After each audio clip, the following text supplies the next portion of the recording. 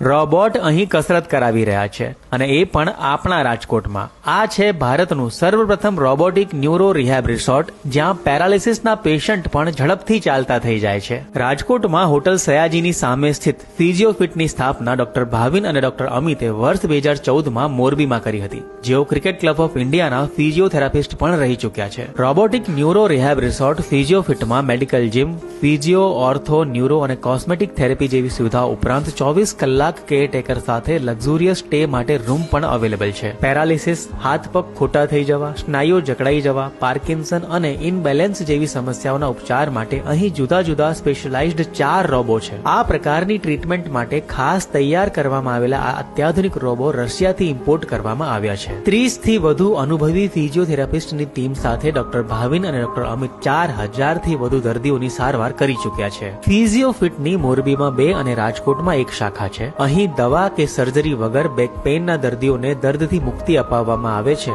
Operation વગર 800 થી વધુ દર્દીઓ બેક પેઇનથી મુક્તિ મેળવી ચૂક્યા છે. દર્દીની સમસ્યા પ્રમાણે દરરોજ 30 થી 90 મિનિટ થેરેપી આપવામાં આવે છે. 15 દિવસથી 90 દિવસ સુધી ચાલતી જુદી જુદી સારવાર મેળવવા સમગ્ર ભારત ઉપરાંત વિદેશથી દર્દીઓ રાજકોટ આવે છે. રિઝોર્ટ સ્ટાઇલનું ભારતનું સર્વપ્રથમ રોબોટિક ન્યુરો રિહેબ સેન્ટર ફિઝિયોફિટ રાજકોટની શાન બની ચૂક્યું છે.